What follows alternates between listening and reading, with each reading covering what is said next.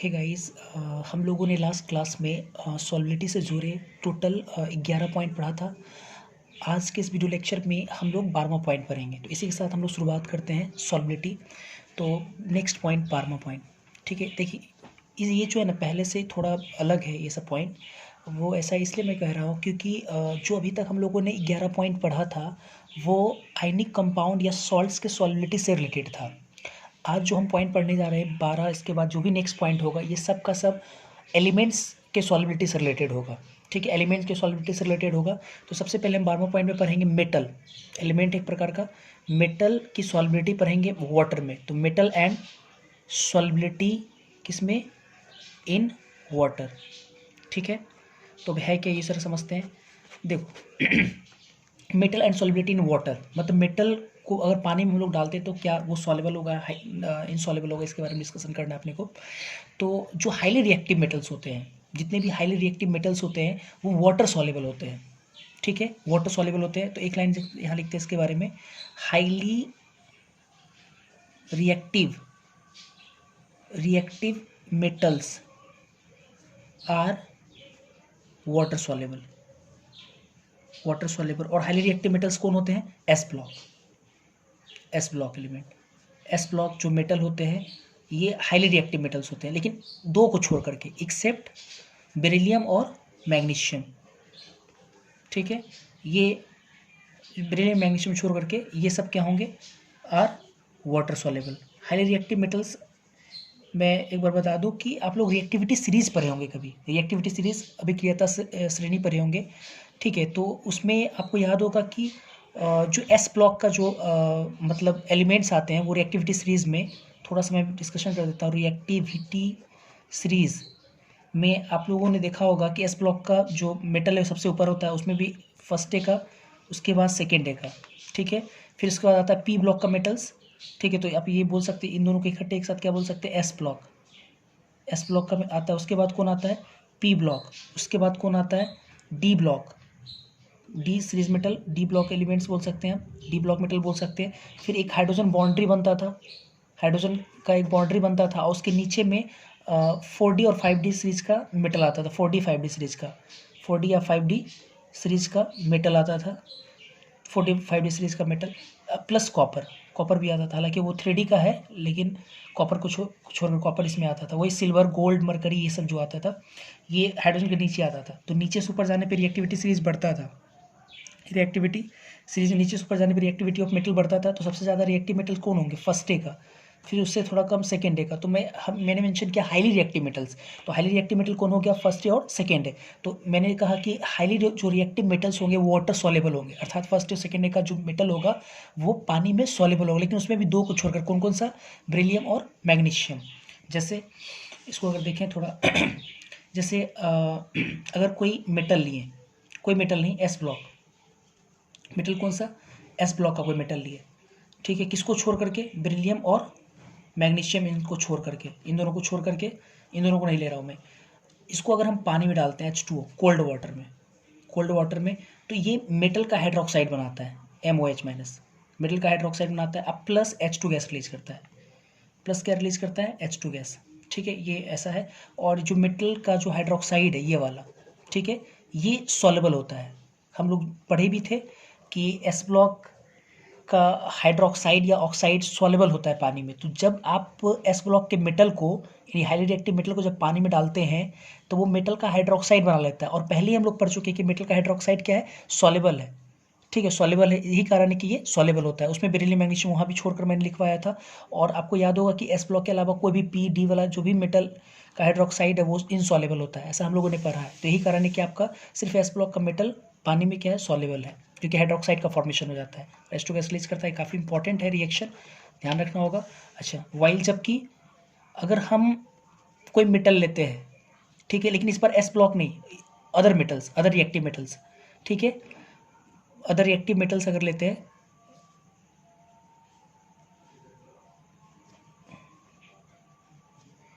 Other reactive metals S block को छोड़कर, मतलब एवं कौन सा? हाइड्रोजन एटम, हाइड्रोजन एटम के ऊपर वाला मतलब ये हाइड्रोजन के एटम के ऊपर वाला मतलब 3D4 पीडी पी ब्लॉक के एलिमेंट, इन सब की मेटल की मैं बात कर रहा हूँ।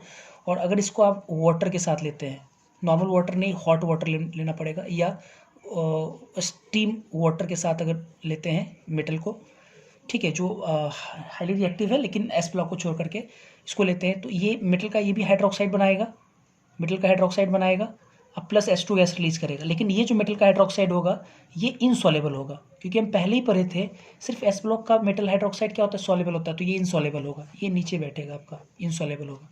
क्लियर है, ये इनसॉल्युबल होगा। जैसे जैसे मैं कुछ एग्जांपल लेता हूँ। जैसे फॉर एग्जांपल जैसे हम लिए टीन मेटल है, इसको पानी में डालें, हॉट वाटर या कोल्ड वाटर, तो हॉट वाटर में हीट का साइन दिखा दिए, तो क्या बनाएगा, SN, टीन का हाइड्रोक्साइड बनाएगा, तो SnO2 या SnOH का होल 4 भी बन जाएगा, बात बराबर है, तो SnOH का होल 4, ठीक है, टीन हाइड्रोक्साइड। अब प्लस क्या बनेगा, H2 गैस। तो ये सॉल्युबल होगा कि इनसॉल्युबल, इनसॉल्युबल, इसलिए नीचे की तरफ एरो दिखाएंगे। फॉर एग्जांपल अगर एल्युमिनियम लेते हैं, पानी में डालते हैं, हॉट वाटर या कोल्ड वाटर, तो हॉट वाटर में इसको अगर डालेंगे, मेंशन किया हॉट वाटर में, तो क्या बनाएगा, एल्युमिनियम का हाइड्रोक्साइड बनाएगा, ये एल्युमिनियम ऑक्साइड भी बोल सकते हैं यहाँ पे, Al2O3 बोलिए चाहे AlOH का होल ट्राइस बोलिए, दोनों बात बराबर है। एक हाइड्रस फॉर्म होता है, एक एनाइड्रस फॉर्म होता है। अब प्लस H2 गैस रिलीज करेगा, ठीक है, H2 गैस रिलीज करेगा, ये सॉल्युबल, ये इनसॉल्युबल, तो इनसॉल्युबल, नीचे की तरफ एरो दिखाएंगे। उसी तरह फॉर एग्जांपल कैल्शियम ले, अगर हम इसको पानी में डाल लें कोल्ड वाटर में, ये कोल्ड वाटर में ही होगा, इस ब्लॉक का है, तो क्या बनाएगा, कैल्शियम का हाइड्रोक्साइड CaOH का होल 2, ये सॉल्युबल होगा, तो ये सॉल्युबल होगा, तो सॉल्युबल के लिए हम लिख देते हैं यहाँ पे सॉल्युबल, या सॉल्यूशन लिख सकते हैं, प्लस H2 गैस रिलीज करेगा। फॉर एग्जांपल जैसे अगर मैंने लिया potassium plus H2O, cold water CuLt, cold water, तो क्या बनाएगा, पोटेशियम हाइड्रोक्साइड, सॉल्युबल या इनसॉल्युबल, तो सॉल्युबल, इसलिए हाइड्रोक्साइड नीचे नहीं दिखाया मैंने, प्लस H2 गैस रिलीज करेगा, ठीक है। फिर अगर मान लो फॉर एग्जांपल हमने लिया जिंक लिया, जिंक प्लस H2O, और इसको किस में लेंगे, हॉट वाटर में, तो हॉट वाटर में तो जिंक का क्या बनेगा, हाइड्रोक्साइड, जिंक हाइड्रोक्साइड या जिंक ऑक्साइड, ये सॉल्युबल या इनसॉल्युबल, तो इनसॉल्युबल, इसका होता है एरो नीचे की तरफ, अब प्लस क्या रिलीज करेगा, H2 गैस, इस प्रकार से, ठीक है।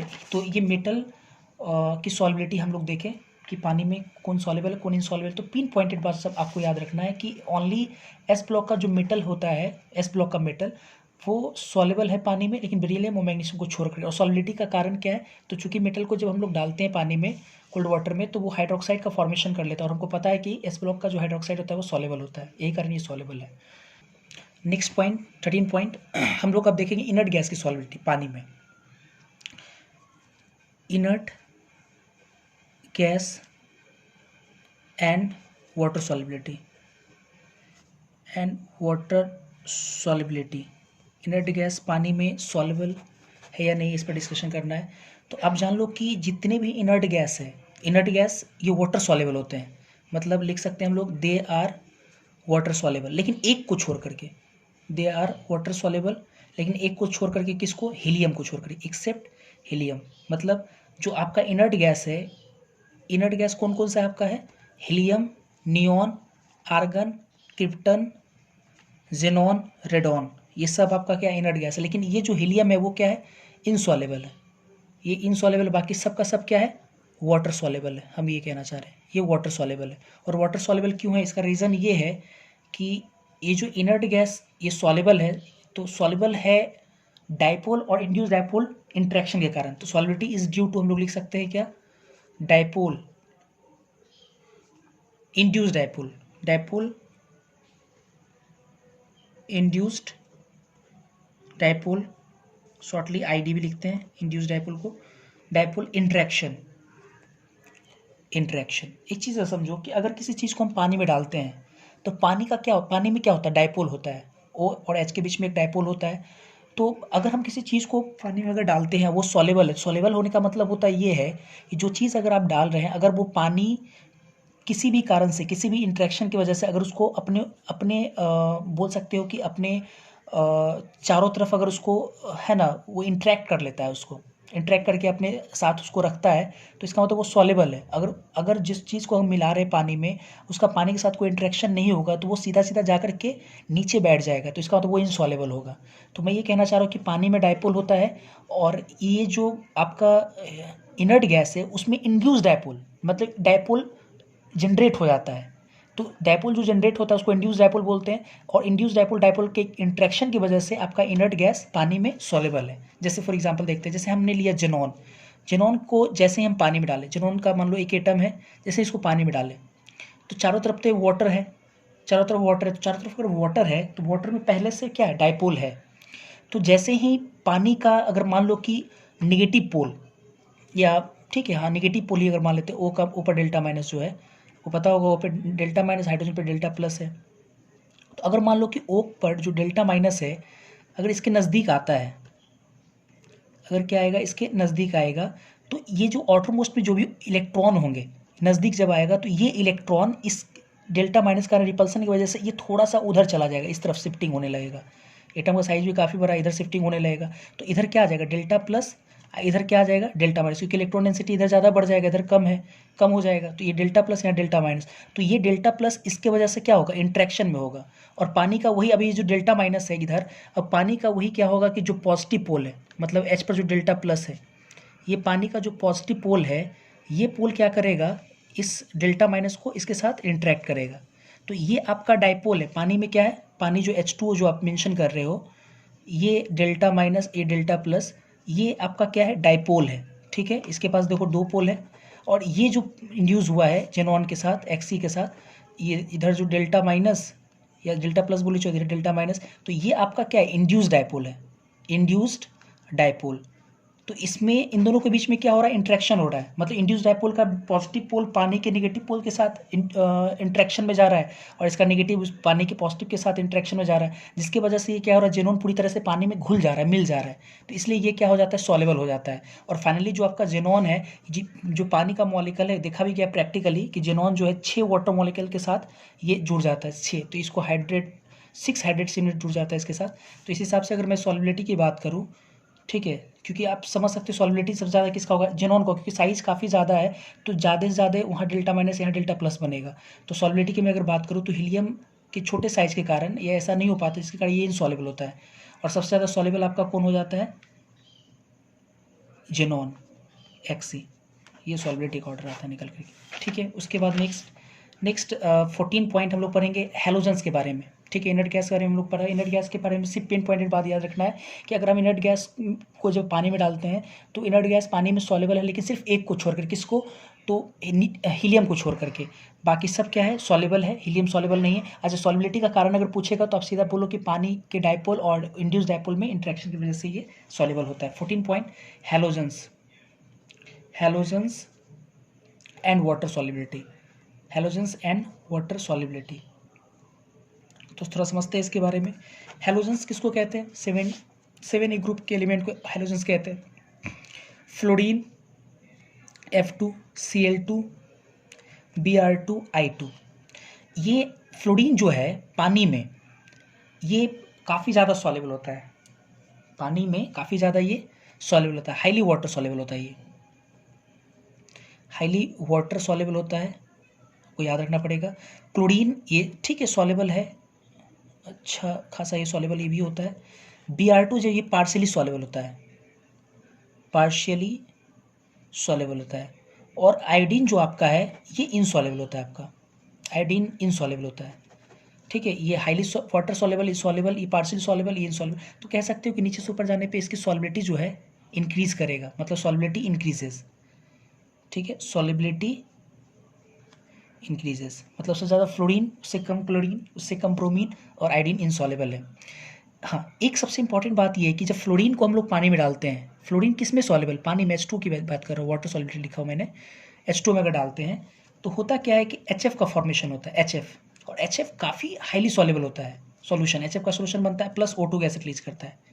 ठीक है, प्लस O2 गैस रिलीज करता है, तो HF और O2 गैस रिलीज करता है। ठीक है, क्लियर यहाँ तक। अच्छा, और जब आप F2 को पानी में डालते हैं ये हाईली सॉल्युबल भी होता है और ये इसका फॉर्मेशन होता है, लेकिन क्लोरीन ब्रोमीन आयोडीन के साथ ऐसा नहीं होता है। क्लोरीन ब्रोमीन आयोडीन का जो सॉल्युबिलिटी है वो, मतलब ये अगर कोल्ड वाटर या हॉट वाटर, आप कोई भी वाटर में इसको लें, कोल्ड वाटर या हॉट वाटर, ये दोनों में फ्लोरीन HF और O2 का फॉर्मेशन करता है, लेकिन अगर आप क्लोरीन ब्रोमीन आयोडीन को अगर लेंगे कोल्ड वाटर हॉट वाटर में तो नेचर अलग अलग होता है। अगर Cl2 Br2I2 की जगह पे अगर हम X2 अगर ले लें, X2 मान लें इसको, और इसको अगर हम एक बार देखते हैं कोल्ड वाटर में, अगर इसका कोल्ड वाटर में अगर सॉलिबिलिटी देखेंगे तो कोल्ड वाटर में क्या करता है कि ये बना लेता है आपका HX, जैसे यहाँ पे HF बनाया उस HX बनाता है, प्लस बनाता है XOH बनाता है, XOH भी बनाता है, ठीक है।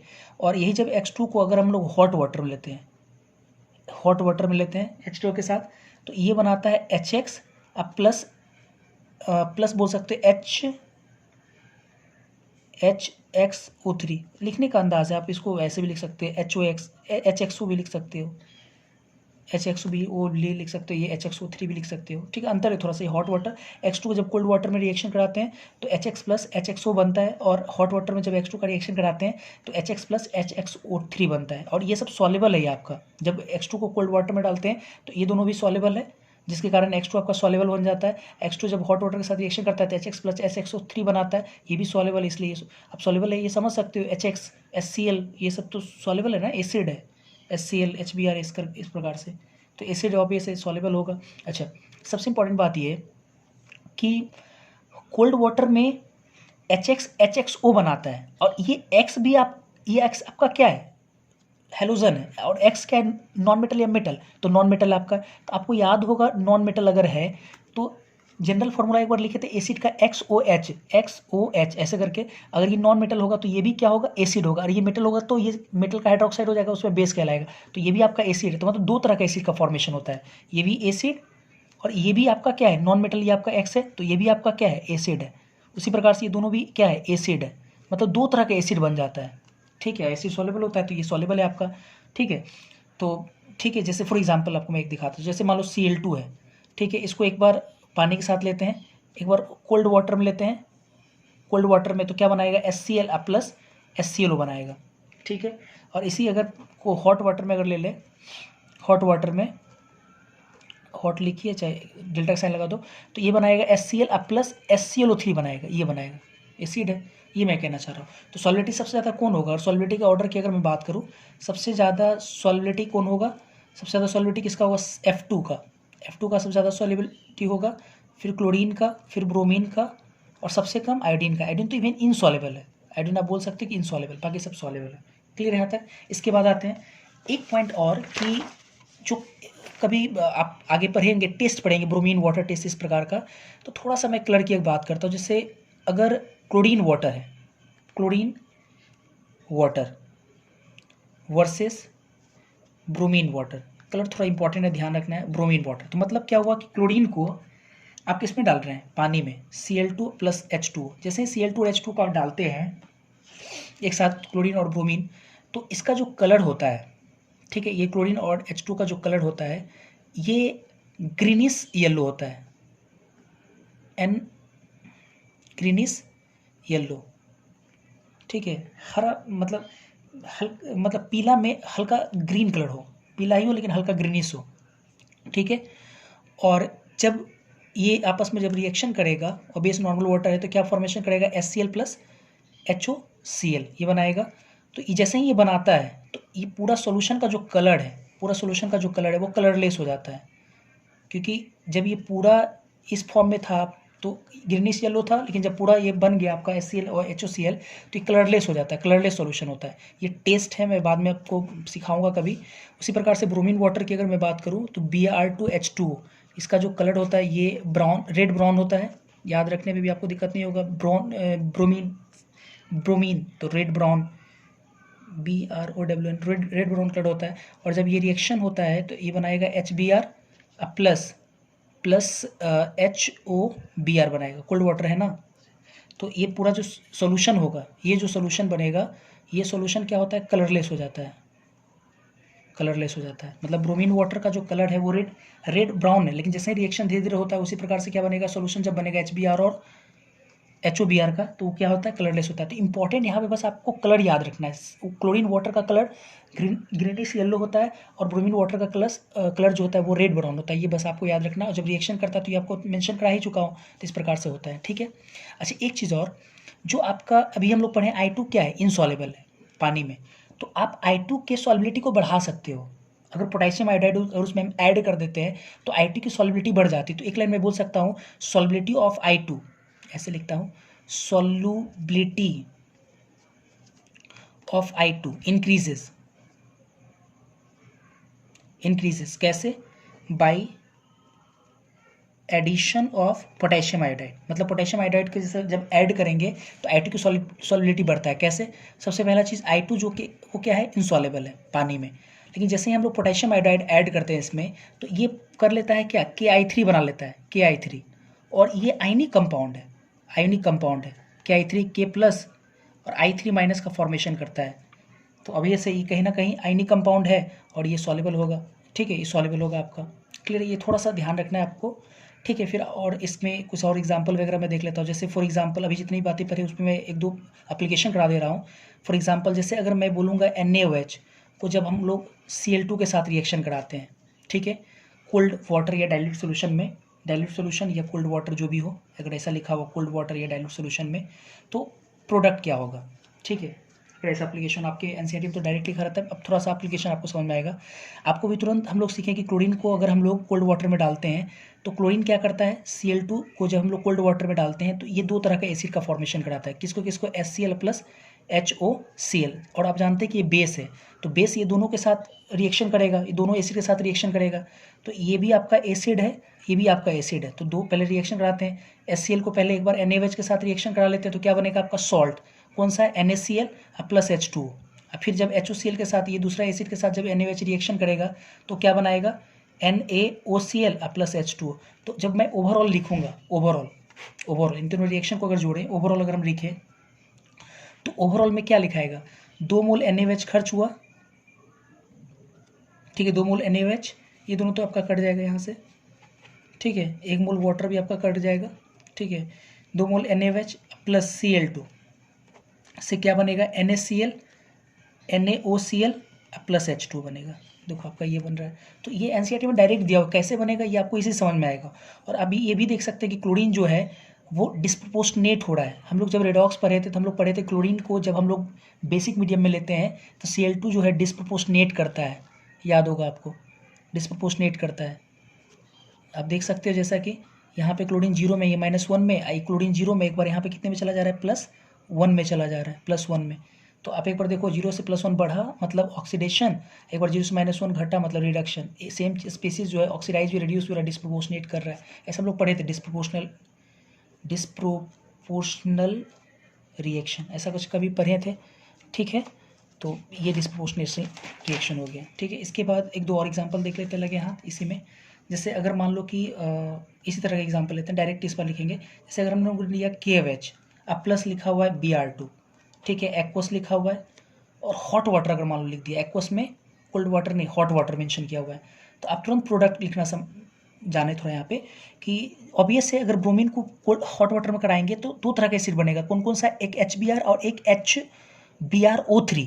तो उसके करस्पॉन्डिंग सॉल्ट क्या बनाएंगे, KBr अब प्लस KBrO3 यही बनाएंगे, अब प्लस H2O, ऐसा ही कुछ बनाएंगे, लेकिन इसका 2 मोल लेना पड़ेगा जैसे ऊपर के हिसाब से अगर मैं देखूँ तो, ठीक है। फॉर एग्जांपल अगर मान लो कि NaOH है, अब प्लस I2 है और एक्वस लिखा हुआ है, कुछ नहीं लिखा है तो इसका मतलब कोल्ड वाटर ही मान के चलेंगे। तो कोल्ड वाटर में क्या होगा, आयोडीन क्या रिएक्शन करेगा, Ki बनाएगा, यहाँ पे ऐसे बनाता ये HI प्लस HIO, तो Ki नहीं सॉरी Na होगा ना, सोडियम मैंने लिया है ना, सोडियम हाइड्रोक्साइड, तो NaI प्लस NaIO प्लस क्या बनाएगा, H2। देखो इस प्रकार से हम लोग रिएक्शन भी लिख पा रहे हैं आराम से।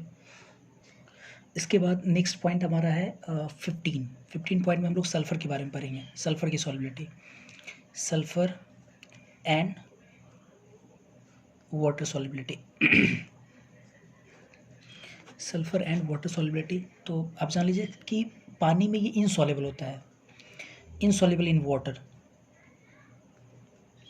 इनसॉल्युबल इन वाटर, लेकिन हॉट वाटर में ये सॉल्युबल होता है, बट सॉल्युबल इन हॉट या स्ट्रीम या बॉइलिंग बोल सकते हैं, बॉइलिंग वाटर, ठीक है। हॉट या स्ट्रीम या बॉइलिंग वाटर में क्या होता है, ये सॉल्युबल होता है।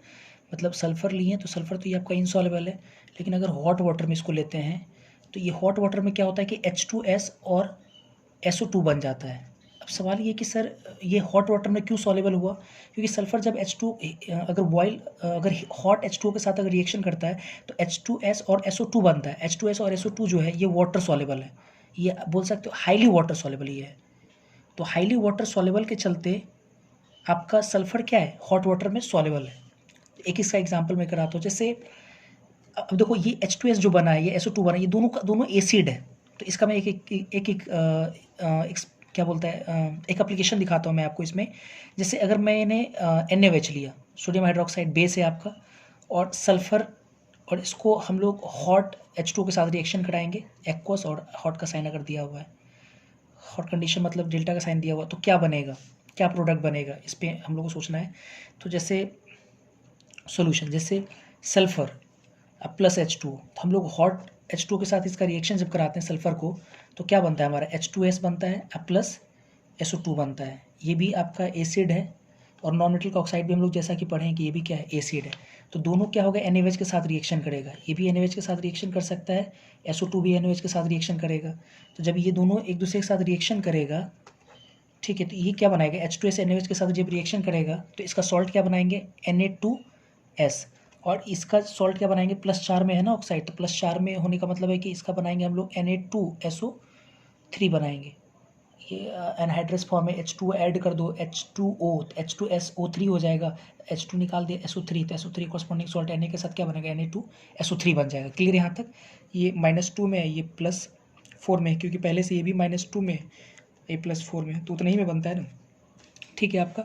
अच्छा एक चीज़ और, लेकिन दिक्कत ये है कि यहाँ तक ही आपका नहीं बनता, ये जो Na2SO3 जो बना है, Na2SO3, ये क्या करता है कि सल्फर के साथ, जो सल्फर उसमें है प्रेजेंट, सल्फर के साथ, और सल्फर हम लोग जानते हैं कि स्ट्रॉन्ग रिड्यूसिंग एजेंट होता है। क्यों स्ट्रॉन्ग रिड्यूसिंग एजेंट, आप पढ़ेंगे कि अगर कोई एलिमेंट अपने सबसे लोएस्ट ऑक्सीडेशन स्टेट में हो, ठीक है, तो वो एक अच्छा स्ट्रॉन्ग रिड्यूसिंग एजेंट होता है। सल्फर अपने कितने 0 में है, और सल्फर का मैक्सिमम +6 हो सकता है, तो कम से सबसे कम में है, तो इसका मतलब कि ये एक अच्छा रिड्यूसिंग एजेंट है।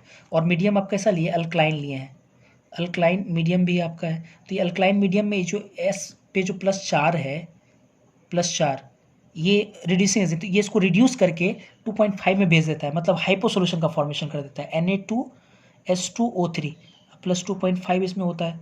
देखते हैं 3 दूना 6 और ये 2, तो 3 दूना 6 -6 अब +2, तो कितना, +4 उधर गया, सॉरी 2 में भेज देता है, +2 में, +4 से इसको रिड्यूस करके कितना में भेज देता है, +2 में, हाइपो सोल्यूशन जिसको हम लोग बोलते हैं hypo.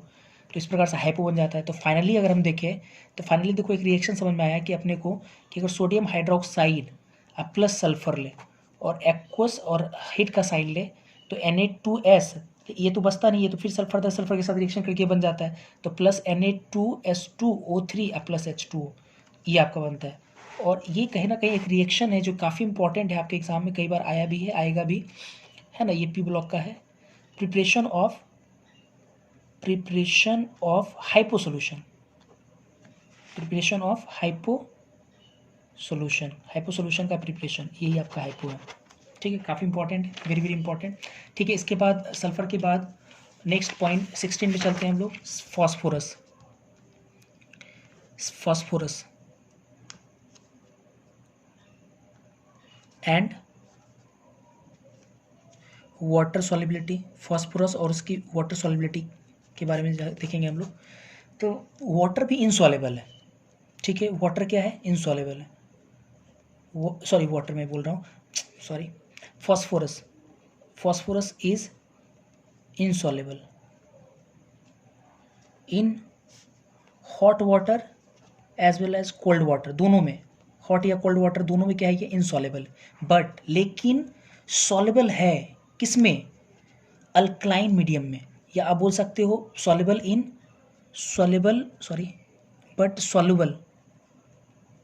In alkaline medium. Alkaline का मतलब बेसिक मीडियम आप बोल सकते हो, बेसिक मीडियम में। जैसे अगर आप फॉस्फोरस लेते हो तो फॉस्फोरस P4 होता है, ठीक है, P4 और प्लस, और अल्कलाइन मीडियम मतलब NaOH, अल्कलाइन मीडियम में इसको लिए और एक्वस और हीट का साइन करते हैं, देते हैं, तो ये जो P4 आपका है, ये आपका बन जाता है सॉरी NaH2 और PO2 अब प्लस PS3 ये तो गैस ये बन के निकल जाता है और ये आपका क्या हो जाता है, सॉल्युबल होता है, क्योंकि ये आयनिक है, आयनिक कंपाउंड सॉल्युबल होता है, ये आयनिक कंपाउंड आपका ये सॉल्युबल है। ठीक है, तो आप देख सकते हो कि इस प्रकार से फास्फोरस आपका क्या हो जाता है, सॉल्युबल। P4 को जब NaOH के साथ डालते हैं, रिएक्शन भी काफ़ी इंपॉर्टेंट, आपको ध्यान भी रखना पड़ेगा। ठीक है, तो ये आपका क्या है, सॉल्युबल है। P4 को जब NaOH के साथ डालते हैं, एक्वस के साथ हीट करते हैं मीडियम में, ठीक है, तो आपका NaH2PO2 plus PS3 phosphine gas बनता है आपका। अच्छा, एक चीज़ और अगर देखोगे तो ये भी कहीं ना कहीं एक तरह का अल्कलाइन हाइड्रोलिसिस है। ठीक है, अल्कलाइन हाइड्रोलिसिस, क्योंकि बेसिक मीडियम में इसका हाइड्रोलिसिस हो रहा है और ये भी एक प्रकार का डिस्प्रपोर्शनेट रिएक्शन है। अगर आप देखोगे ये P4 में फॉस्फोरस 0 में है, यहाँ पे अगर आप फॉस्फोरस को चेक करो तो ये +1 में आएगा आपका, आइए में प्लस नहीं -3 में, इसमें प्लस में होगा।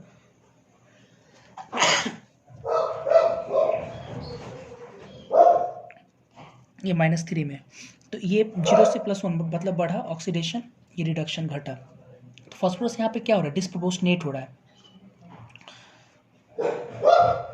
डिस्प्रपोर्शनेट के कारण क्या है, सॉल्युबल है। ठीक है, इसके बाद नेक्स्ट 17 पॉइंट, कार्बन। ये भी इंपॉर्टेंट है, कार्बन एंड वाटर सॉल्युबिलिटी। थोड़ा जान लो, ये तो 9th में भी हम लोग पढ़े थे कि अगर कोई कार्बन लेते हैं, रेड हॉट कोई कार्बन लेते हैं, काफ़ी गर्म अगर कोई कार्बन लेते हैं, उसको स्टीम से अगर पास कराते हैं, स्टीम वाटर से, स्टीम वाटर काफ़ी खौले हुए पानी में अगर इसको पास कराते हैं, तो कार्बन मोनोऑक्साइड का फॉर्मेशन होता है, CO gas plus H2 gas, ये। और ये वाटर इनसॉल्युबल है, चाहे हॉट हो या कूल्ड हो, वाटर क्या है, इनसॉल्युबल है। लेकिन रेड हॉट अगर रेड हॉट कार्बन को जब हम काफ़ी गर्म पानी में जब डालते हैं स्टीम में, ठीक है, पास कराते हैं, तो CO कार्बन मोनोऑक्साइड और प्लस H2 का फॉर्मेशन होता है। ठीक है, अच्छा अब आते हैं जरा, कार्बन तो इनसॉल्वेबल पूरी तरीके से, ध्यान रखना है। इसका एक एप्लीकेशन मैं आपको दिखाता हूँ। अगर मान लो कि आपको एक बोला गया कि NaOH के साथ जब हम कार्बन का रिएक्शन कराते हैं, एक्वस और हॉट, तो रिएक्शन के दरमियान क्या बनेगा, तो इसमें ज़रा देखते हैं। तो किताब लिखता है नो रिएक्शन, नहीं होगा रिएक्शन। कैसे, क्योंकि कार्बन के बारे में पता है मेरे को, कार्बन इनसॉल्वेबल, ठीक है, लेकिन पानी में डालते हैं, हॉट वाटर में डालते हैं, तो फॉर्मेशन क्या क्या हो रहा है, कार्बन मोनोऑक्साइड और H2, तो H2 तो निकल गया, और कार्बन जो मोनोऑक्साइड है, नॉन मेटल का ऑक्साइड है, तो नॉन मेटल का ऑक्साइड ऐसा लगता है कि एसिड है, लेकिन आपको हम पढ़ाए थे कि नॉन मेटल का जो ऑक्साइड है, 5 नॉन मेटल के ऑक्साइड, वो न्यूट्रल होता है। ये न्यूट्रल है आपका, ना तो ये एसिड है ना तो ये बेस है, तो न्यूट्रल है। तो जब आप ये लिए और कार्बन जो मोनोऑक्साइड बटा वो न्यूट्रल है, तो बेस न्यूट्रल के साथ रिएक्शन करेगा नहीं, तो इसलिए नो रिएक्शन। ठीक है, next point 18, silicon. Silicon and water solubility. तो सिलिकॉन भी इनसॉल्युबल होता है पानी में। सिलिकॉन क्या होता है, इनसॉल्युबल। तो एक लाइन लिख लेते हैं, सिलिकॉन Si इनसॉल्युबल, पानी में क्या होता है, इनसॉल्युबल। ठीक है, तो लेकिन ये जानो कि पानी के साथ रिएक्शन करके क्या बनाता है, Si। ठीक है, जब स्टीम वाटर में लेते हैं, स्टीम भाप वाटर में लेते हैं, तो SiO2 सिलिका, आपको पता है सिलिका मिट्टी पत्थर का फॉर्मूला होता है, तो सिलिका बना लेता है, और ये सिलिका पानी में इनसॉल्युबल होता है और H2 गैस रिलीज करता है। ठीक है, रिएक्शन इंपॉर्टेंट, रिएक्शन थोड़ा देखेंगे आप लोग। ठीक है, H2 गैस रिलीज करता है सेम तरीके से। ठीक है, उसके नेक्स्ट पॉइंट 18 हुआ। 19, बोरोन। इसका पहले मैं एक एप्लीकेशन दिखा देता हूँ सिलिकॉन का। फॉर एग्जाम्पल, जैसे अगर मान लो कि NaOH लिया और सिलिकॉन दिया हुआ है और एक्वस लिख करके हीट लिखा हुआ है, तो आपको ये पता होना चाहिए सिलिकॉन पानी के साथ रिएक्शन करके SiO2 बनाता है। और जैसा कि हम जानते हैं कि SiO2 आपका कहीं ना कहीं SiO2 जो है वो एसिड है, एसिड है SiO2। ठीक है, एसिड है, सिलिकॉन का ऑक्साइड एसिड होगा, एसिड होगा तो क्या एसिड बेस का रिएक्शन होगा, तो फाइनली क्या बनना चाहिए, सॉल्ट प्लस वाटर। तो सॉल्ट क्या बनाएंगे हम लोग, Na2SiO3 प्लस H2, वाटर तो बनाएंगे, तो वाटर नहीं भी, लेकिन अंडरस्टूड है वाटर, और H2 गैस रिलीज करेगा, H2 गैस रिलीज करेगा। क्योंकि आप जानते हैं कि SI को जब एक्वस के साथ अगर हीट करेंगे, SI एक्वस के साथ हीट किए, तो SiO2 प्लस H2 गैस मिला, तो H2 गैस तो ये लिख दिए यहाँ पे। और लेकिन जो SiO2 है ये तो एनहाइड्रस है, एसिड का एनहाइड्रस फॉर्म है, तो इसका हाइड्रस फॉर्म क्या बनाएंगे, H2SiO3, H2 ऐड करेंगे इसके अंदर, तो H2SiO3, और एसिड बेस रिएक्शन होगा तो 2H निकल जाएगा, तो SiO3 पे ट्रिपल माइनस, और Na के साथ जोड़ेंगे तो Na2SiO3 हो जाएगा। दो एच सॉरी 2 प्लस होता है यहाँ पे, 2 एच प्लस निकाले तो 2 प्लस आता, तो 2 एच प्लस निकाल 2 माइनस आता, 2 माइनस के कारण Na प्लस के साथ जोड़ेंगे तो ये वाला सॉल्ट बनेगा, अब प्लस H2O, H2 तो अंडरस्टूड है, ठीक है, वो चलेगा। तो ये इसका एप्लीकेशन हुआ। नेक्स्ट 19वां पॉइंट लास्ट है आपका ये बोरोन। बोरोन की भी सॉलिबिलिटी इंपॉर्टेंट है, बोरोन एंड वाटर सॉलिबिलिटी। तो आप जान लो कि ये भी क्या है, इनसॉलेबल है, ये भी वाटर इनसॉलेबल है, वाटर इनसॉलेबल है ये आपका सिलिकॉन, वाटर इनसॉलेबल है, ठीक है। हाँ, इंपॉर्टेंट ये है कि जब हम बोरोन को H2O के साथ, हॉट वाटर के साथ या स्टीम वाटर के साथ अगर इसका रिएक्शन कराते हैं तो ये बोरोन 3 में ऑक्साइड का फॉर्मेशन करता है, जैसे सिलिकॉन 4 में कर रहा था, ठीक है। B2O3 का फॉर्मेशन करता है, B2O3, और ये भी क्या है, इनसॉलेबल है, प्लस H2, जैसा कि हम लोग जानते हैं B2O3 इनसॉलेबल है। अब इसका भी एक एग्जांपल देख लो, जैसे अगर हम NaOH लाएँ अब प्लस बोरोन लाएँ और एक्वस और हीट का साइन लिए, तो आपको तुरंत दिमाग में क्लिक करना चाहिए कि बोरोन जब एक्वस हीट के साथ साइन हीट करते हैं तो B2O3 बनता है, H2 गैस रिलीज करता है, तो H2 तो यहाँ भी रिलीज कर गया होगा, और ये B2O3 जो एनहाइड्रस फॉर्म एसिड का, तो इसका एसिड का हाइड्रस फॉर्म क्या हो जाएगा, H2B2O4, 2 H यहाँ से निकालेंगे, तो ऐसे करके जब हम लोग जोड़ेंगे तो क्या आ जाएगा हमारा, तो ऐसे करके हम लोग जोड़ देते हैं, एसिड बेस के साथ अगर कंबाइन कराएंगे तो फाइनली हमारा, अगर आप अच्छे से देखना चाहते हो तो ऐसे बना लेते हैं, पहले रुक जाओ, इसका पहले हाइड्रस फॉर्म बनाओ।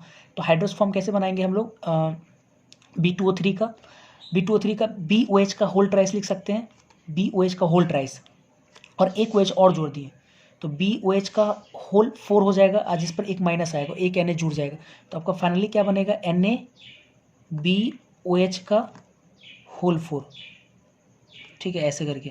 और इसी का अगर हाइड्रस एनहाइड्रस फॉर्म देखेंगे तो ये Na और H2 निकाल दिए इसमें से, तो BO2 ऐसे बन जाएगा, NaBO2 इस प्रकार से, प्लस H2 गैस, ठीक है, इस प्रकार से ये ध्यान रखिए, काफ़ी इंपॉर्टेंट है। नेक्स्ट, अब इसी पे कुछ और एग्जांपल कर लेते हैं, ठीक है, सब अब यहाँ पे एग्जांपल होगा, अब इसको थोड़ा ध्यान रखेंगे। अब जैसे NaOH हम लिए, चूँकि हम लोग पहले पढ़े भी हैं, बेरिलियम लिए और एक्वस के साथ इसका हीट लिखे हैं, बोला गया क्या बनेगा, सिंपल है, अच्छे से अगर देखें तो जैसे बेरिलियम आपका पानी के साथ जब रिएक्शन करेगा तो बेरिलियम का हाइड्रोक्साइड बनाएगा, ठीक है। तो कुछ बच्चों को लग रहा है सर बेरिलियम का हाइड्रोक्साइड वो तो बेस होता है और NaOH भी बेस होता है, नहीं, बेरिलियम एम्फोटेरिक होता है, याद करो, बेरिलियम एक एम्फोटेरिक मेटल है, तो एम्फोटेरिक मेटल है तो ऑब्वियस है इसका जो बेसिक फॉर्म होगा BOH का जो होल ट्वाइस बनेगा, वो एम्फोटेरिक होने के कारण वो एसिड का भी काम कर सकता है, बेस का भी काम कर सकता है, ठीक है। तो एक्वस का तो पहले हीट कर रहे हैं तो H2 गैस तो रिलीज करेगा ही करेगा, H2 गैस रिलीज करेगा, ठीक है, क्योंकि हम पढ़े मेटल को जब किसी भी चीज़ एक्वस में डालकर हीट करते हैं H2 गैस रिलीज करता है, ठीक है। अब जो हाइड्रोक्साइड एम्फोटेरिक नेचर का है तो ये एसिड है, अब एसिड बेस के साथ रिएक्शन करेगा तो सॉल्ट बनाएंगे, तो सॉल्ट कैसे बनाएंगे, तो BOH का होल ट्वाइस है, तो याद होगा बेरिलियम का हम काम किए हैं, बेरिलियम पे हम काम किए हैं क्या, कि बेरिलियम में 2 और पी ऑर्बिटल खाली होता है, तो दोनों पी ऑर्बिटल में 2 OH ऐड होता है, तो जिसके कारण क्या बनेगा, BOH का होल 4, इस पर कितना आएगा, 2 OH माइनस ऐड हुआ, 2 माइनस, और इसके साथ 2 Na प्लस को लाना पड़ेगा, तो फाइनली इसको हम लोग दोनों को एक साथ कंबाइन फॉर्म में क्या लिखेंगे, Na2BeOH का होल 4, ऐसे लिखना होगा, प्लस H2 गैस रिलीज कर रहा है, ये आपका बन जाएगा, ठीक है। पहले भी हम लोग देखें इसको, जिसको हम लोग बोलते थे एसिड बेस न्यूट्रलाइजेशन, नहीं, हम लोग इसको बोलते थे एल्कलाइन हाइड्रोलिसिस बोलते थे, याद करो, ठीक है। फॉर एग्जांपल और एक देख लेते हैं, जैसे NaOH लिए और जिंक के साथ इसका रिएक्शन कराए, एक्वस और हीट किए इसको, तो अभी जैसे मेटल है उसको जैसे पानी के साथ हीट करेंगे तो H2 गैस तो रिलीज करेगा, और पानी के साथ रिएक्शन करने के बाद क्या बनेगा, जिंक हाइड्रोक्साइड, जो कि इनसॉल्युबल भी है, वो मैं समझ रहा हूँ। अब सवाल ये कि ये इसके साथ रिएक्शन करेगा कि नहीं, करेगा, क्योंकि जिंक हाइड्रोक्साइड भी क्या है, जिंक भी आपका क्या है, एम्फोटेरिक नेचर है, तो यहाँ पे एसिड का काम करेगा, ये बेस का काम करेगा, तो इसका अगर हम बनाएंगे तो जिंक क्या करेगा, 2 OH तो पहले होता है, 2 OH को और जोड़ेगा, तो 4 OH में 4 हाइड्रोक्साइड पे 2 माइनस और 2 Na प्लस, तो इसको फाइनली हम कैसे लिख सकते हैं, Na2, इसको अच्छे से और भी डिस्कशन किया, OH का होल 4 ऐसे करके लिख सकते हैं हम लोग, प्लस H2 गैस रिलीज कर रहा है, ये पहले भी हम लोग देख चुके हैं। फिर और देखते हैं जरा, फॉर एग्जांपल जैसे अगर हम लोग NaOH का रिएक्शन अगर मैग्नीशियम के साथ कराएं एक्वस और हॉट कंडीशन में, तो हम लोग जानते हैं कि H2 गैस रिलीज करेगा, ठीक है, H2 गैस चलो रिलीज हुआ, लेकिन ठीक है, हाँ, लेकिन जो मैग्नीशियम का H2 गैस रिलीज करें, लेकिन जो मैग्नीशियम का हाइड्रोक्साइड होगा तो वो तो इसके साथ रिएक्शन करेगा ही नहीं, क्योंकि मैग्नीशियम ये एम्फोटेरिक नेचर का नहीं है, तो ये मैग्नीशियम का जो हाइड्रोक्साइड बनेगा ये एम्फोटेरिक नेचर का नहीं है, मतलब ये बेसिक है, ये इसका ऑक्साइड या हाइड्रोक्साइड क्या है, बेसिक है, तो बेसिक नेचर का ये भी बेस है, ये भी बेस है, तो बेस बेस रिएक्शन नहीं होगा तो नो रिएक्शन, ठीक है, नो रिएक्शन नहीं हो पाएगा। अच्छा फिर नेक्स्ट एग्जांपल, जैसे अगर NaOH का रिएक्शन अगर हम PB के साथ कराते हैं, PB लेड के साथ एक्वस और हीट करते हैं, देखते हैं तो लेड पहले एक्वस के साथ रिएक्शन करके क्या बनाएगा, अगर ये इसके साथ करता है तो पहले लेड तो आप जान लो कि एम्फोटेरिक नेचर का होता है, ठीक है, तो पहले ये तो समझ में आ रहा है कि H2 गैस तो रिलीज करेगा, H2 गैस, और लेड का हम लोग PB क्या कर लेंगे, OH का होल 4 बनाएंगे, 2 माइनस आएगा और 2 Na प्लस जुड़ेगा, इसका मतलब कि Na2PbOH का होल 4, ऐसे करके आप प्लस H2 गैस यहाँ से बन गया, इस तरह से हम लोग बना लेंगे। अच्छा यहाँ तक जो मैंने आपको पढ़ाया है ये सॉलिबिलिटी का मैंने जितने भी पॉइंट था मैंने आपको मेंशन कर दिया। अभी कुछ एग्जांपल पढ़ाया, अगर नहीं भी समझ में आए कोई दिक्कत नहीं है, कोशिश करिएगा तो बिल्कुल वो समझ में आ जाएगा। अच्छा सबसे इम्पॉर्टेंट बात ये है कि आपके कॉम्पिटिटिव एग्ज़ाम में कुछ इंपॉर्टेंट सॉलिबिलिटी का ट्रेंड है जो कि आता है, ठीक है, तो मैं हेडिंग पहले लगा लेता हूँ कि सम इम्पॉर्टेंट ट्रेंड इन सॉलिबिलिटी,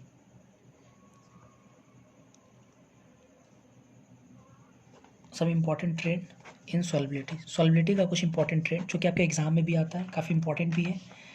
अच्छा सबसे इम्पॉर्टेंट बात ये ठीक है, हमको कुछ आयनिक कंपाउंड के सॉलिबिलिटी के बारे में पढ़ना है, लेकिन प्रॉब्लम क्या है दोस्त कि पहले तो ये समझते हैं कि कोई भी कंपाउंड सॉल्युबल होने के लिए क्या क्या कंडीशन था, आपको याद भी होगा कि जैसे सॉलिबिलिटी के लिए याद करते हैं ज़रा, सॉलिबिलिटी के लिए दो चीज़ जिम्मेदार था, सॉलिबिलिटी होने के लिए दो चीज़ जिम्मेदार हुआ करता था, याद होगा आपको, ठीक है, दो चीज़ रिस्पॉन्सिबल होता था, एक लैटिस एनर्जी U0 और एक आपका हाइड्रेशन एनर्जी डेल्टा H। आप याद करो कि कंपाउंड सॉल्युबल हो, ज़्यादा से ज़्यादा सॉल्युबल हो, तो ज़्यादा से ज़्यादा सॉल्युबल होने के लिए लैटिस एनर्जी को क्या होना पड़ेगा, ज़्यादा या कम होना पड़ेगा, लैटिस एनर्जी को कम होना पड़ेगा, और हाइड्रेशन एनर्जी को क्या होना पड़ेगा, ज़्यादा होना पड़ेगा। लेकिन हम लोग पढ़ें कि लैटिस एनर्जी जो होता है आपका ये साइज के इन्वर्सली प्रोपोर्शनल है, चाहे केटायन चाहे एनायन हो, और हाइड्रेशन एनर्जी भी साइज के इन्वर्सली प्रोपोर्शनल है, चाहे केटायन हो चाहे एनायन हो। तो आप एक चीज़ देखो कि ये ज़्यादा होना है तो इसका मतलब कि साइज क्या होना चाहिए, केटायन या एनायन का साइज छोटा होना चाहिए, तब ये ज़्यादा होगा, और लैटिस एनर्जी कम होना चाहिए, लैटिस एनर्जी कम तब कब होगा, जब साइज क्या हो, बड़ा हो। तो आपको साफ देखने से पता चल रहा है कि सॉल्बिलिटी के लिए जो फैक्टर है हमारे पास, लैटिस एनर्जी और हाइड्रेशन एनर्जी, ये दोनों एक दूसरे को सपोर्ट नहीं कर रहा है, बल्कि एक दूसरे का बिल्कुल अपोज कर रहा है एक दूसरे को, बिल्कुल अपोजिट ट्रेंड है उसका क्योंकि कोई एक बोल रहा है कि साइज ज़्यादा होना चाहिए, कोई दूसरा बोल रहा है साइज कम होना चाहिए, तो सवाल ये कि सुनेंगे किसका हम। तो इसलिए जो भी हम इंपॉर्टेंट ट्रेंड पढ़ने जा रहे हैं उसका ट्रेंड आप कॉन्सेप्चुअल तरीके से नहीं मेंशन कर सकते हो, कॉन्सेप्चुअल तरीके से, क्योंकि अगर आप कॉन्सेप्ट लगाते हैं, आपका कॉन्सेप्ट क्या है कि हाइड्रेशन एनर्जी ज़्यादा होना चाहिए, लैटिस एनर्जी कम होना चाहिए, तो हम देख रहे हैं कि हाइड्रेशन एनर्जी ज़्यादा होने के लिए क्या होना चाहिए, साइज छोटा होना चाहिए, साइज छोटा होना चाहिए, साइज जितना छोटा होगा हाइड्रेशन एनर्जी उतना ज़्यादा होगा, और लैटिस एनर्जी कम होना चाहिए, तो लैटिस एनर्जी कम होने के लिए साइज क्या होना चाहिए, बड़ा होना चाहिए, तो लैटिस एनर्जी कम होगा तो जाके सॉल्बिलिटी बढ़ेगा। तो हम इसको एग्जाम्पल दिखाते हैं, एक एग्जाम्पल लेते आपको क्लियर हो जाएगा। जैसे अगर मान लीजिए कि हम सेकेंड ए का सल्फेट लेते हैं, सेकेंड ए ग्रुप पर कितना डबल प्लस, इसका सल्फेट SO4 पे डबल माइनस, एन होगा, तो फॉर्मूला क्या होगा, बेरिलियम सल्फेट, ठीक है, magnesium sulphate, calcium sulphate, barium नहीं, स्ट्रॉन्सियम होगा पहले, स्ट्रॉन्सियम सल्फेट और बेरियम सल्फेट। तो मैंने थोड़ा सा पहले बताता हूँ आपको, जो मैंने पढ़ाया था सल्फेट के बारे में, कि ये बेरिलियम मैग्नीशियम को छोड़ करके बाकी सारा जो सल्फेट होता है सॉल्युबल होता है, पढ़ाए भी होंगे, तो ये तीनों आपका क्या है, इनसॉल्युबल है, और ये दोनों क्या है आपका सॉल्युबल है, ये दोनों आपका क्या है, सॉल्युबल है, ये तीनों इनसॉल्युबल देखने से साफ साफ पता चल रहा है कि नीचे से ऊपर जाने पे सॉल्बिलिटी बढ़ेगा, सॉल्बिलिटी इंक्रीजेस, ये तो क्लियर है, सॉल्बिलिटी इंक्रीजेस। लेकिन हमको चलो ठीक है सॉल्बिलिटी इंक्रीजेस, ये तो मैंने समझ गया, ये इसका ये देखकर ट्रेंड देख करके समझ में आ गया सॉल्बिलिटी नीचे से ऊपर इंक्रीज करेगा। लेकिन सवाल ये है कि सर कैसे, मतलब क्या इसमें हुआ, लैटिस एनर्जी कम है ज़्यादा है, कि हाइड्रेशन एनर्जी कम हुआ ज़्यादा हुआ जिसके कारण ये सॉल्युबल, तो आप लगाओ थोड़ा तरीका तो आपको कुछ समझ में आएगा। चलो हम अगर मान लो लैटिस एनर्जी सोचना चाहते हैं, अगर सॉल्युबिलिटी नीचे से ऊपर अगर बढ़ा है इसका मतलब लैटिस एनर्जी को नीचे से ऊपर कम होना पड़ेगा। आप सोच कर देखते हैं, सब में सल्फेट है, सल्फेट सब में कॉमन है, तो इसमें बेरिलियम पे double plus, magnesium double plus, calcium double plus, strontium double plus, barium double plus, तो केटाइन का साइज इसका छोटा है इसका बड़ा है, तो नीचे से ऊपर साइज क्या हो रहा है, बढ़ रहा है, तो साइज के बढ़ने से लैटिस एनर्जी घटेगा, तो नीचे से ऊपर जाने पे लैटिस एनर्जी क्या हो रहा है, नीचे से ऊपर जाने पे साइज, सॉरी गलत बोले, नीचे से ऊपर जाने पे साइज घट रहा है, या ऐसे समझते ऊपर साइज बड़ा होना चाहिए ना लैटिस एनर्जी कम होने के लिए, तो ऊपर से नीचे आने पे साइज बढ़ रहा है, ऊपर से नीचे आने पे, तो साइज के बढ़ने से लैटिस एनर्जी को घटना पड़ेगा, तो इसका तो ऊपर से नीचे आने पे लैटिस एनर्जी घटेगा, और लैटिस एनर्जी घटने सॉल्युबिलिटी बढ़ना चाहिए, तो लैटिस एनर्जी सोचते हो तो सॉल्युबिलिटी ऊपर से नीचे बढ़ना चाहिए, जबकि देखो नीचे से ऊपर बढ़ रहा है, तो इसका मतलब ये हो कि देखो हाइड्रेशन एनर्जी देखो फैसला हो कैसे, हाइड्रेशन साइज इतना कम होना चाहिए, तो नीचे से ऊपर जाने पे साइज घट रहा है, साइज के घटने से हाइड्रेशन एनर्जी देखो बढ़ रहा है, और हाइड्रेशन एनर्जी के बढ़ने सॉल्युबिलिटी बढ़ रहा है, और देख रहे हैं तो इसका मतलब कि हम बोल सकते हैं as delta H E increases largely, क्योंकि दोनों फैक्टर आप एक दूसरे को सपोर्ट नहीं कर रहा है।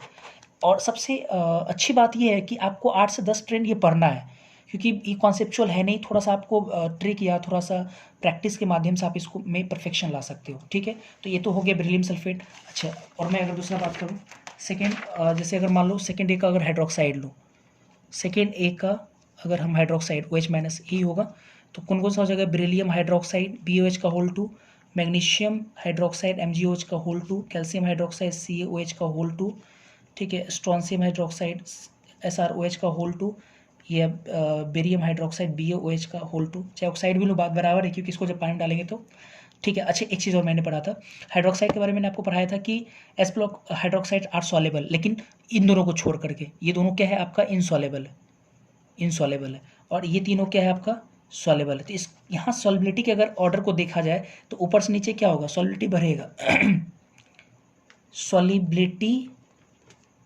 इंक्रीजेस, तो क्यों इंक्रीज क्या होगा, इस पर हाइड्रेशन एनर्जी तो फैसला कर ही नहीं सकते हैं, क्योंकि हाइड्रेशन एनर्जी के अकॉर्डिंग हाइड्रेशन एनर्जी ज़्यादा होना चाहिए, ज़्यादा होने का मतलब है कि साइज को छोटा होना पड़ेगा, नीचे से ऊपर जाने पे साइज बढ़ेगा, सॉरी साइज घटेगा, तो नीचे से ऊपर जाने पे हाइड्रेशन एनर्जी बढ़ेगा, नीचे से ऊपर जाने सॉल्युबिलिटी बढ़ना चाहिए, इसका मतलब यहाँ पे ये हुआ कि लैटिस एनर्जी आपका डिक्रीज किया होगा ऊपर से नीचे आने पे लार्जली, हाइड्रेशन एनर्जी से ज़्यादा फैक्टर से लैटिस एनर्जी तुम्हारा ऊपर से नीचे डिक्रीज कर रहा होगा, जिसके कारण ये सॉल्वेबल हो रहा है। तो यहाँ पे साफ तरीके से पता चल रहा है कि आप इस मतलब एरिया में परफेक्ट नहीं हो सकते कॉन्सेप्ट के अकॉर्डिंग। आपको कुछ थोड़ा सा मैं आपको आइडिया देता हूँ कि जैसे जो हम लोग पढ़ रहे हैं सॉल्ट में एक केटाइन एक एनायन होता है, अगर एनायन बड़ा है, थोड़ा दिमाग लगाना, थोड़ा ट्रिक मैं बता रहा हूँ, अगर एनायन बड़ा है केटाइन छोटा है, M प्लस छोटा है, एक केस ऐसा होगा जिसमें एनायन छोटा होगा और केटाइन बड़ा होगा, ठीक है। तो जब ये वाला अगर केस रहे तो इस केस में तुम लगाना हाइड्रेशन एनर्जी, क्या लगाएंगे, हाइड्रेशन एनर्जी, और अगर ये नॉन मेटल अगर छोटा रहे मेटल बड़ा रहे तो इस केस में लगाना लैटिस एनर्जी, क्या लगाएंगे, लैटिस एनर्जी। थोड़ा सा अगर इसको ध्यान लगाओगे तो आराम से निकल जाएगा। अब जैसे देखो जो गिवन जो प्रीवियस एग्जांपल उसी से मैं समझाता हूँ। प्रीवियस एग्जांपल में देखो जरा अच्छे से, सल्फेट है नॉन मेटल, काफ़ी बड़ा है एनायन बड़ा है, हम लोग साफ साफ क्या लगाएंगे, हाइड्रेशन एनर्जी, हमने हाइड्रेशन एनर्जी लगाया तो नीचे से ऊपर हाइड्रेशन बढ़ता है, इसलिए देखो हाइड्रेशन एनर्जी से फैसला हो गया। अच्छा, इसमें अगर देखो तो आपको OH माइनस आयन काफ़ी OH माइनस आयन छोटा एनायन रेडिकल है, छोटा आपका रेडिकल है, OH माइनस आयन है, छोटा है, तो इस ऑब्वियस इस केस में क्या लगाएंगे, लैटिस एनर्जी हो गया। उसी प्रकार से और कुछ देखते हैं एग्जाम्पल, थोड़ा इसको ध्यान रखेंगे तो काम बन जाएगा। फर्स्ट ए का हाइड्रोक्साइड ले लेते हैं अगर, तो वो नहीं, ठीक है, फर्स्ट ए हाइड्रोक्साइड मतलब लिथियम हाइड्रोक्साइड, ठीक है, sodium hydroxide, potassium, rubidium, caesium hydroxide. इसमें अगर सॉल्युबिलिटी की बात करें ऑब्वियस से क्या लगाएंगे, एनायन छोटा है ना, लैटिस एनर्जी ऊपर से नीचे लैटिस एनर्जी घटेगा, क्यों, ऊपर से नीचे आने पे साइज इंक्रीजेज, तो लैटिस एनर्जी क्या होगा, U नॉट डिक्रीजेज, तो इसका मतलब कि सॉल्युबिलिटी इंक्रीजेज, सही है ना। तो इसके बाद देखते हैं जरा, फर्स्ट ए का कार्बोनेट लेते हैं, सॉरी नाइट्रेट पहले लेते हैं, NO3 पर सिंगल माइनस, तो ये lithium nitrate, sodium nitrate NaNO3, potassium nitrate KNO3, rubidium nitrate RbNO3 और सीजियम नाइट्रेट CsNO3। इसमें भी अब देखो इसमें साइज क्या हो गया, बड़ा हो गया, NO3 का साइज बड़ा है, एनायन बड़ा है, तो इसका मतलब क्या लगाएंगे, हाइड्रेशन एनर्जी, तो नीचे से ऊपर जाने पे साइज क्या होगा, डिक्रीजेज ना, तो साइज मतलब किस का कैटायन करना, आर प्लस डिक्रीजेज, तो hydration energy delta H E increases, largely increase, इसलिए सॉल्युबिलिटी भी क्या होगा, सॉल्युबिलिटी इंक्रीजेज। थोड़ा ध्यान रखना पड़ेगा दोस्त इस तरह से। इसके बाद सेकेंड ए का लेते हैं, सेकेंड ए का क्लोराइड लेते हैं, क्लोराइड 2+ क्लोराइड, तो फॉर्मूला क्या होगा, BeCl2, ठीक है, MgCl2, फिर उसके बाद calcium chloride, strontium chloride, barium chloride Cl2। Obviously इसमें देखो क्लोरीन का साइज बड़ा होता है, क्लोरीन बड़ा है तो नीचे से ऊपर जाने पे सब सॉल्युबल तो है ही, नीचे से ऊपर जाने पे सॉल्युबिलिटी इंक्रीजेस। क्यों, क्या लगाएंगे, सॉल्युबिलिटी इंक्रीजेस, क्या लगाएं, hydration energy increases, hydration energy के बढ़ने से हुआ है, साइज बढ़ा है ना क्लोरीन का, ठीक है। उसके बाद फर्स्ट ए का आयोडाइड लेते हैं, ये भी आयोडीन का भी साइज बड़ा होता है, तो lithium iodide, sodium iodide, potassium iodide, rubidium iodide, caesium iodide. Obvious hydration energy लगाएंगे, डेल्टा एच ही नीचे से ऊपर जाने पे बढ़ रहा है, हाइड्रेशन एनर्जी इंक्रीजेस, तो इसलिए सॉल्युबिलिटी भी इंक्रीजेस। क्लियर है यहाँ तक। लेकिन एक चीज़ और ध्यान रखना थोड़ा सा यहाँ पे, कि फर्स्ट ए का अगर कार्बोनेट हो या बाइकार्बोनेट हो या सल्फेट हो फर्स्ट ए का, और सेकेंड ए का अगर ऑक्जिलेट हो C2O4 पे डबल माइनस, ज़्यादा आपको पढ़ना नहीं है, तो इसमें रिवर्स ट्रेंड लगाना है, रिवर्स ट्रेंड जो आपको ट्रिक बताएं उसका जस्ट उल्टा आपको लगाना है। क्या लगाना है इसमें, रिवर्स ट्रेंड लगाना है, जस्ट इसका उल्टा लगाना है। जैसे एक दो मैं एग्जांपल दिखाता हूँ, जैसे फॉर एग्जांपल, जैसे अगर हम लिए फर्स्ट ए का कार्बोनेट, ऑब्वियसली उल्टा ट्रेंड में जाएगा ना, जैसे lithium Li2CO3, sodium Na2CO3, potassium carbonate, rubidium carbonate और सीजियम कार्बोनेट, ठीक है, उल्टा होगा। हालांकि इसमें क्या लगाते हैं हम, साइज बड़ा है तो हाइड्रेशन एनर्जी नीचे से ऊपर, लेकिन इसके नीचे से ऊपर नहीं जाएगा, उल्टा ट्रेंड बोले हम, ये नहीं जाएगा, ऊपर से नीचे क्या होगा, सॉल्युबिलिटी इंक्रीजेस। क्लियर हुआ कुछ, सॉल्युबिलिटी इंक्रीजेस, कोई फ़ायदा नहीं है, आपको ट्रेंड नहीं जानना है। अगर मैं बाइकार्बोनेट भी अगर लूँ, फर्स्ट का बाइकार्बोनेट SCO3 मेंशन भी किया हुआ तुरंत, सोडियम हो गया, lithium, potassium bicarbonate, rubidium bicarbonate और सीजियम बाइकार्बोनेट, ठीक है। तो नीचे से ऊपर जाने पे ट्रेंड होना चाहिए था, क्योंकि बाइकार्बोनेट का साइज बड़ा है, लेकिन इसमें उल्टा होगा, ऊपर से नीचे सॉल्युबिलिटी इंक्रीजेस, ठीक है। उसी प्रकार से अगर फर्स्ट ए का सल्फेट लूँ मैं, इसको छोड़ कर बोले थे ना, इसमें भी ट्रेंड क्या होगा, उल्टा होगा। तो जैसे देखिए lithium sulphate Li2SO4, Na2SO4, K2SO4, rubidium SO4 और सीजियम SO4। तो अगर देखा जाए तो सल्फेट का साइज बड़ा है, तो हमको क्या लगाना था, हाइड्रेशन, नीचे से ऊपर हाइड्रेशन एनर्जी बढ़ रहा है तो सॉल्युबिलिटी बढ़ना चाहिए, लेकिन हम बोले क्या, फर्स्ट एक के सल्फेट बाइकार्बोनेट कार्बोनेट को छोड़ करके, इसका तो ऊपर से नीचे से क्या होगा, सॉल्युबिलिटी इंक्रीजेस, जस्ट उल्टा ट्रेंड बोले थे हम, सॉल्युबिलिटी इंक्रीजेस। फिर अगर मैं कैल्शियम ऑक्जिलेट C2C2O4, ठीक है, स्ट्रॉन्शियम Sr2C2O4 और बेरियम B2C2O4, ठीक है, ऑक्जिलेट है।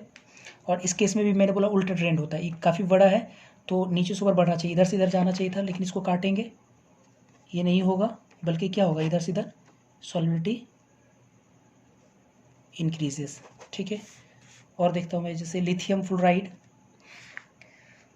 Lithium chloride, lithium bromide, lithium iodide, इसमें अगर देखा जाए तो लिथियम फ्लोराइड तो आपका इनसॉलेबल है, पढ़े भी हम लोग, इनसॉलेबल है क्योंकि लैटिस एनर्जी काफ़ी ज़्यादा है इसके हाइड्रेशन एनर्जी से, ठीक है, लैटिस एनर्जी इसका काफ़ी ज़्यादा होगा, तो लैटिस से ज़्यादा होगी इसका हाइड्रेशन, ये इनसॉलेबल आपका है।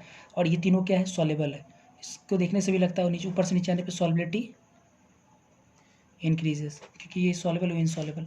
फिर अगर देखें जैसे NaF, NaCl, NaBr और NaI, याद होगा ये सब सॉल्युबल होगा, पूरा सब सॉल्युबल है, और सॉल्युबिलिटी नीचे से ऊपर जाने पे बढ़ेगा, सॉल्युबिलिटी इंक्रीजेस, ठीक है।